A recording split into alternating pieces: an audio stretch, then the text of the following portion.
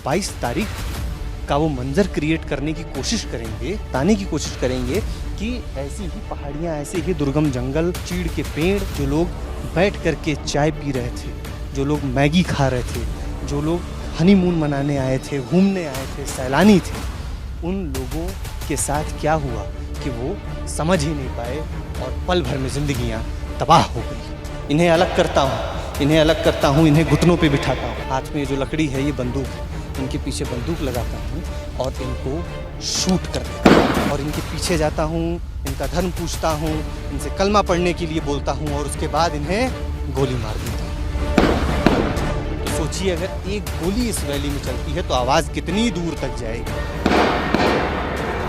सवाल पूछे, कलमा पढ़ा और उसके बाद मार दिया। ये उसी तरीके की बर्बरता थी जिस तरीके की बर्बरता शायद भारत ने कभी नहीं देखी होगी। जो इंसाफ का इंतजार कर रहे हैं, उन 26 लोगों से जुड़े हुए जो परिवार हैं, जो पूरा देश उनका परिवार, वो इंसाफ का इंतजार कर रहा है। पहलगाम से बैसरम घाटी जाने की तरफ जो रास्ता है, उस रास्ते पे हम हैं और ठीक पीछे, यानी कि हम आज उस पॉइंट पे, अभी उस पॉइंट पे हैं जिस पॉइंट के आगे जाने की जो इजाज़त है, जो मनाही है, वो कर दी गई है और सिक्योरिटी फोर्सेस की इजाज़त लेकर के जहाँ तक नियम कायदा कानून कहता है, एक ज़िम्मेदार चैनल होने के नाते हम वहीं तक जाएंगे। उसके पीछे आपको नहीं दिखाएंगे, लेकिन ये वही रेंज है, ये वही इलाका है जहाँ ये आतंकी घटना हुई। ये बैसरन घाटी का वही रेंज है जिसके ठीक पीछे, दुर्गेश एक बार आप मेरे बाएं साइड पीछे दिखाइए, जहाँ पे ये पहाड़ियाँ हैं, उन पहाड़ियों पे आप एक बार गौर कीजिए, एक बार जूम कीजिए। जो आपको चीड़ के जंगल, चीड़ के पेड़ दिखाई दे रहे हैं, इसके ठीक पीछे वो जगह है, इसके ठीक पीछे वो जगह है जहाँ पे ये घटना हुई। ये आप मेरे हाथ में एक डंडा देख रहे हैं, ये वो डंडा है जो बकरवाल कम्युनिटी के लोग इस्तेमाल करते हैं और फिर ऐसे छोड़ के चले जाते हैं। मैं भी क्योंकि यहाँ पे ट्रैक कर रहा हूँ तो सहारे के लिए मैंने इस डंडे को लिया है। इसी की मदद से लोग चढ़ते हैं, चढ़ाई करते हैं। यहाँ का लोकल टेरेन बहुत ही ज़्यादा स्लिपरी है, यानी कि यहाँ जो मेरे जूते हैं, ये देखिए, ये जो मेरे जूते हैं, ये बड़े आसानी से ऐसे सरक जा रहे हैं, फिसल जा रहे हैं। यहाँ पे खड़े रहना भी अपने आप में एक कठिन चैलेंज है। तो इस घाटी पे हम खड़े होकर के आपको उस दिन, यानी कि 22 तारीख का वो मंजर क्रिएट करने की कोशिश करेंगे।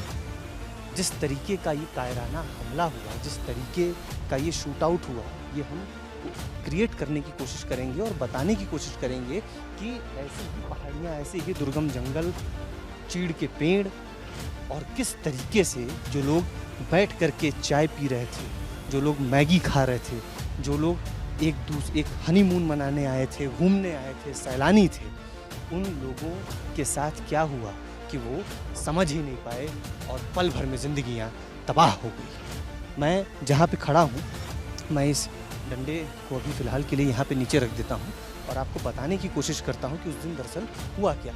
मान लीजिए कि मेरे चारों तरफ ये जो आपको पेड़ चीड़ के दिखाई दे रहे हैं, ये पेड़ नहीं, वो लोग हैं जो उस दिन बैठे थे। और मान लीजिए मैं खुद वो इंसान हूँ। मान लीजिए, जैसे गणित में हम लोग मान लीजिए x कर लेते हैं, अभी के लिए मान लीजिए कि मैं वो इंसान हूँ जिसने आतंक फैलाया, दहशतगर्द हूँ अगर। तो यहाँ पे ये जो लोग दिखाई दे रहे हैं मेरे सामने, मैं अब जो दिखाने वाला हूँ, ये उस दिन का एक रिफ्लेक्शन, एक ट्रेलर मात्र है जो हुआ है। ये जो पेड़ आपको दिखाई दे रहे हैं कैमरे पे, ये सारे जो पेड़ हैं, आप मान लीजिए कि ये वो लोग हैं जो यहाँ अपनों के साथ बैठे थे, छुट्टियाँ मनाने आए थे। मैं इनमें से एक इंसान के पास जाता हूँ, इनसे पूछता हूँ, इनके बारे में पूछता हूँ, इनका नाम पूछता हूँ और आपका धर्म क्या है, इनके धर्म के बारे में पूछता हूँ, कलमा पढ़ने के बारे में इनको बोलता हूँ। जो इनके साथी हैं, ये पीछे वाला पेड़ इनका साथी, इनकी पत्नी, इन्हें अलग करता हूँ। इन्हें अलग किया, इन्हें अलग करने के बाद मैं इनके पीछे आता हूँ और क्योंकि फौजी ड्रेस में 2 मिनट के लिए जो यहाँ पे वास्तव का इंसान है वो पेड़ बन जाएगा। पेड़ यानी कि उसके ज़ुबान से शब्द नहीं फूटेंगे जब इस तरीके से बंदूक की नाल पे किसी से कोई सवाल जवाब पूछा जाए, जो छुट्टियां मनाने अपने घर से आया हुआ है, जी हाँ, छुट्टियां मनाने अपने घर से आया हुआ है, ऐसे ही कुछ लोगों को मैं इकट्ठा करता हूँ। मान लीजिए ये ठीक पीछे कुछ और लोग हैं और मेरे साथ और सहयोगी हैं, मैं इनसे भी यही सेम सवाल पूछता हूँ, इनके ठीक पीछे जाता हूँ और इन्हें घुटने पर बिठाता हूँ। वैसे ही ये जो आप देख रहे हैं, ये भी इंसान है, ये भी लोग हैं, ये भी लोग हैं, इनसे भी वही सवाल पूछता हूँ, इन्हें अलग करता हूँ, इन्हें घुटनों पे बिठाता हूँ। इन्हें भी मैंने घुटनों पे बिठाया और मेरे जैसे 5-6 लोग ये हर इंसान पे बंदूक ताने खड़े हैं। ये एक सूखा पेड़ है, मैं यहाँ जाता हूँ, इनके पीछे जाता हूँ और इनके पीछे बंदूक लगाता हूँ। मान लीजिए मेरे हाथ में जो लकड़ी है ये बंदूक है, इनके पीछे बंदूक लगाता हूँ और इनको शूट कर देता हूँ। वहीं इन्हें जान से मार देता हूँ। अब आप ये सोचिए, जो लोग छुट्टी मनाने आए हैं, जो लोग छुट्टी मना रहे हैं, जो खुले में वादियों का आनंद ले रहे हैं, अपनों के साथ आए, जीवन साथी के साथ आए, कोई आईआईटी निकाल लेता है किसी का बेटा तो वो उस खुशी में आता है, किसी की अभी नई शादी हुई वो उस खुशी में आता है। और इनके पीछे जाता हूँ, इनका धर्म पूछता हूँ, इनसे कलमा पढ़ने के लिए बोलता हूँ और उसके बाद इन्हें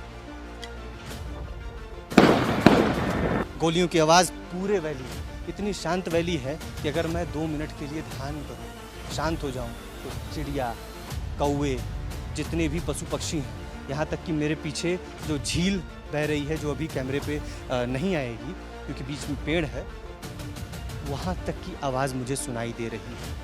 तो सोचिए, अगर एक गोली इस वैली में चलती है तो आवाज़ कितनी दूर तक जाएगी, कितनी दूर तक जाएगी। आसपास अफरा तफरी मच जाती है, लोग भागते हैं, लोग भागना चालू कर देते हैं और जब लोग भागने की कोशिश करते हैं उस दौरान, माफ़ कीजिएगा, उस दौरान अफरा तफरी मचती है। लोग जो गधे घोड़े वाले होते हैं वो उस रास्ते से भागने की कोशिश करते हैं। जो लोग भाग रहे थे, भागते हुए लोगों को भी गोलियां लगी हैं। कल ही मैं अनंतनाग अस्पताल में था, जिसमें एक पेशेंट आए थे चेन्नई के, वो भी डॉक्टर थे। उनके पेट में गोली लगी थी, उनके पेट में गोली लगी, उनके अपर आर्म में गोली लगी, जो कि फिर स्पाइन को इंजरी करते हुए वो गोली चली गई। अब इस तरीके का जो ओपन फायर हुआ, ये जो इस तरीके का ओपन फायर हुआ, ये आतंकवाद, ये उसी तरीके की बर्बरता थी जिस तरीके की बर्बरता शायद भारत ने कभी नहीं देखी होगी, या फिर भारत में जो जलियांवाला बाग कांड था, जहां ओपन फायर एक आदेश दिया जाता है और उस आदेश के बाद सबको गोलियों से भून दिया जाता है, गोलियों से भून दिया जाता है। बस यहाँ अंतर ये था कि यहाँ पे धर्म देखा गया, यहाँ पे धार्मिक सवाल पूछे गए, कलमा पढ़ा और उसके बाद मार दिया। मारने के बाद बोला गया, अगर ये व्यक्ति है, इनके सामने इनके पति को मारा गया है, इनसे पूछते हैं, ये बोलती हैं कि मुझे भी मार दो, मैं इस दुनिया में अकेले नहीं रहूंगी, मैं अपने जीवन साथी के बिना नहीं रहूंगी। तो इनको जवाब मिलता है कि तुम्हें जीना पड़ेगा, तुम्हें जीना पड़ेगा, तुम्हें जीना है। क्यों जीना है? मोदी को जाके बताओ, मोदी को जाके बताना कि हमने यहां पे क्या किया है। राजनीति होती रहेगी, घटनाएं आएंगे जाएंगे, लेकिन इस तरीके की घटना, इस तरीके की घटना, इस तरीके की बर्बरता इस देश ने शायद ही कभी देखी हो। इस तरीके की जो बार्बरिक घटना हुई है, इससे पूरा देश स्तब्ध है। और क्यों ना स्तब्ध हो, क्यों ना चर्चा हो, चर्चा करनी पड़ेगी, बातें करनी पड़ेगी। जंगल के आड़ में छुप करके आप आतंकवाद नहीं कर सकते, जवाब देना पड़ेगा, जवाब देना पड़ेगा। फिर वो वाटर स्ट्राइक हो, एयर स्ट्राइक हो, या फिर सीधा का सीधा पूरा पीओ के वापस लेने का स्ट्राइक हो। हर कदम पे हर कदम पे उदाहरण पेश करना पड़ेगा, नज़ीर पेश करनी पड़ेगी। दोबारा भारत की तरफ आंख उठाने से पहले कम से कम 1000 बार सोचें, 1000 बार सोचें और 1001वीं बार में उनका हिम्मत जवाब दे दें। वो हर चीज़ बहुत दूर तक पहुंचानी होगी, बहुत सूझबूझ से एक एक फैसला लेना होगा, क्योंकि ये बात सिर्फ और सिर्फ 26 उन लोगों की नहीं है जिन्होंने अपनी जान गंवाई। ये बात उनकी भी है जो इंसाफ का इंतज़ार कर रहे हैं, उन 26 लोगों से जुड़े हुए जो परिवार हैं, जो पूरा देश उनका परिवार, वो इंसाफ का इंतज़ार कर रहे हैं। मैंने कोशिश की कि मैं आपको जो घटना स्थल है, ग्राउंड ज़ीरो की स्थिति, आपको यथास्थिति आपको मैं दिखा सकूं। मैंने कोशिश की कि मैं आपको वो हर तस्वीर इन पेड़ के माध्यम से, जंगल के माध्यम से, उस वैली के माध्यम से दिखा सकूं, आपको बता सकूं। वीडियो जर्नलिस्ट दुर्गेश साहू के साथ मैं प्रत्यक्ष दुबे, विस्तार न्यूज़ के लिए।